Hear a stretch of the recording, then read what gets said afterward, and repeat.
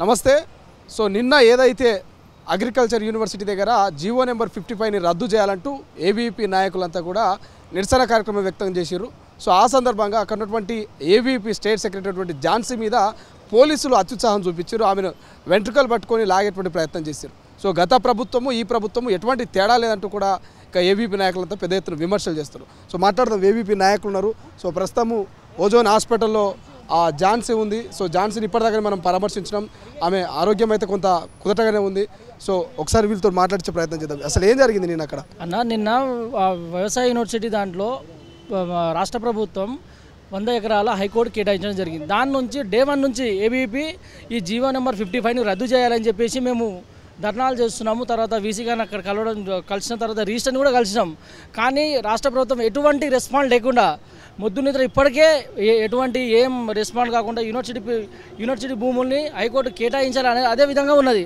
అందుకని ఏబీవీపీ దీన్ని 55 జీవోని రద్దు చేయాలని చెప్పేసి మేము దీన్ని నిన్న మా రాష్ట్ర కార్యదర్శి ఝాన్సీ గారు, మా సోదరి, అక్కడ వెళ్ళి ధర్నా చేయడం జరిగింది. ఏంటి శాంతియుతంగా కూర్చున్నారు. అక్కడ ఉన్న సిఐ గారు దురుసుగా ప్రవర్తించి ఆమెని కానిస్టేబుల్ జుట్టుబట్టి లాగి ఆమెను ఏడాపేడ దెబ్బలు తరిగే విధంగా ఇప్పుడు హాస్పిటల్లో జాయిన్ అయింది. నిన్నటి నుంచి ఆమెకు ఆరోగ్యం క్షీణించి ఉన్నది.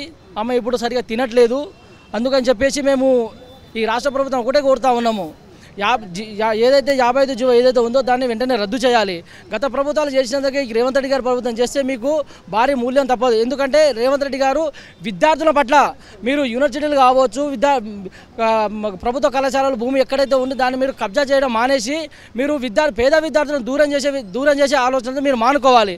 ఎందుకంటే మెరుగైన విద్యను అందించాలి. కానీ ఉన్న యూనివర్సిటీలలో భూములు లాక్కొని హైకోర్టుకు దాన్ని కోట్ల కేటాయించడం అనేది సిగ్గుచేటు. మీరు ఈ నిర్ణయాన్ని ఏదైతే తీసుకున్నారో జీవో 55 రద్దు చేసి వెంటనే ఈ నిర్ణయాన్ని వెనక్కి తీసుకోవాలని మా యొక్క డిమాండ్ అన్న.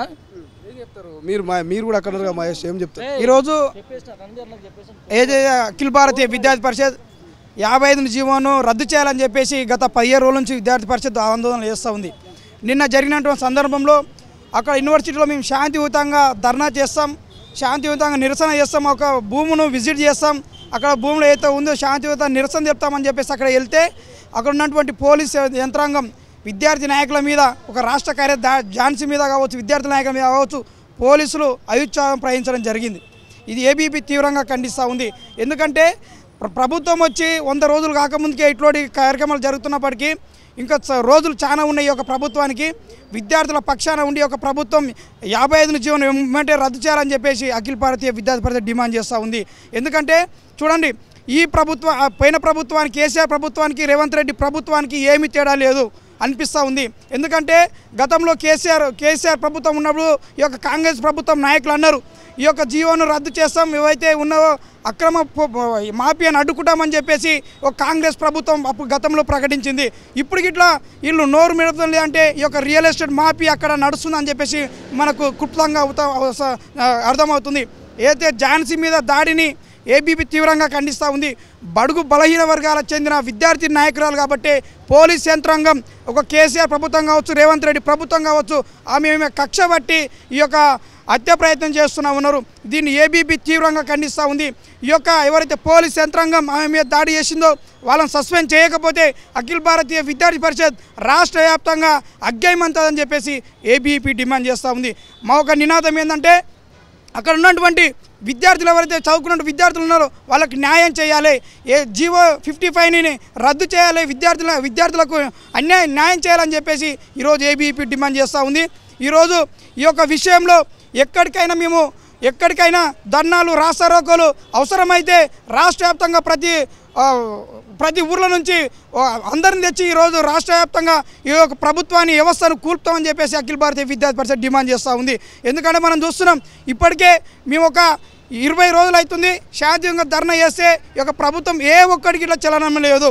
దయచేసి ఈ యొక్క ప్రభుత్వాన్ని విన్నపించుకుంటున్నాం, ఈ జీవోను రద్దు చేయాలని చెప్పేసి, విద్యార్థులకు న్యాయం చేయాలని చెప్పేసి అఖిల భారతీయ విద్యార్థి పరిషత్ డిమాండ్ చేస్తూ ఉంది. ఇది మొత్తం మీద ఇవాళ రాష్ట్ర వ్యాప్తంగా ఉన్నటువంటి ఏబీవీపీ నాయకులంతా కూడా అగ్రికల్చర్ యూనివర్సిటీ ఏదైతే ఉందో ఆ అగ్రికల్చర్ యూనివర్సిటీ యొక్క ముట్టడి కూడా ప్లాన్ చేశారు. ఎందుకంటే స్టేట్ సెక్రటరీ అయినటువంటి ఝాన్సీ మీద జరిగినటువంటి దాడిని వాళ్ళు ఖండిస్తూ ఉన్నారు. జీవో నెంబర్ 55ని ఇక వెనక్కి తీసుకోవాలి, రద్దు చేయాలి, ఇక అగ్రికల్చర్ ల్యాండ్స్ను ఆ యొక్క యూనివర్సిటీకే వదిలేయాలనేది వీళ్ళ ప్రధాన డిమాండ్. చూద్దాం మరి రాష్ట్ర ప్రభుత్వం ఎట్లా స్పందిస్తుంది. ఎందుకంటే ప్రభుత్వం ఏర్పాటైన 50 రోజుల్లో మొదటిసారిగా ఈ యొక్క సంఘటన జరిగింది. మరి దీని మీద మరి నిజంగా ముఖ్యమంత్రి గారు ఎలా స్పందిస్తారు? ఇప్పటికే ప్రతిపక్షాల్లో ఉన్నటువంటి ఎమ్మెల్సీ కవిత గారు కూడా ట్విట్టర్ వేదికగా, ఎక్స్ వేదికగా కూడా స్పందించినటువంటి సందర్భం కనిపిస్తుంది. గతంలో వాళ్ళ ప్రభుత్వంలో ఉన్నప్పుడు మహిళల మీద దాడి జరిగితే స్పందించని కవిత గారు ఇవాళ కాంగ్రెస్ ప్రభుత్వం అధికారంలోకి వచ్చాక ఒక మహిళ మీద దాడి జరిగితే ఇవాళ ఖండిస్తున్నటువంటి ప్రయత్నం చేస్తారు. అంటే కేవలం రాజకీయాల కోసం మాత్రమే నిరుద్యోగుల్ని, విద్యార్థుల్ని వాడుకున్నట్టయితే స్పష్టంగా తెలుస్తుందంటూ కూడా కామెంట్ చేస్తున్నటువంటి పరిస్థితి కనిపిస్తుంది. చూద్దాం ఏం జరగబోతుందనేది. కెమెరా పర్సన్ అజయ్తో శ్రీశైలం, తొలి వెలుగు, హైదరాబాద్.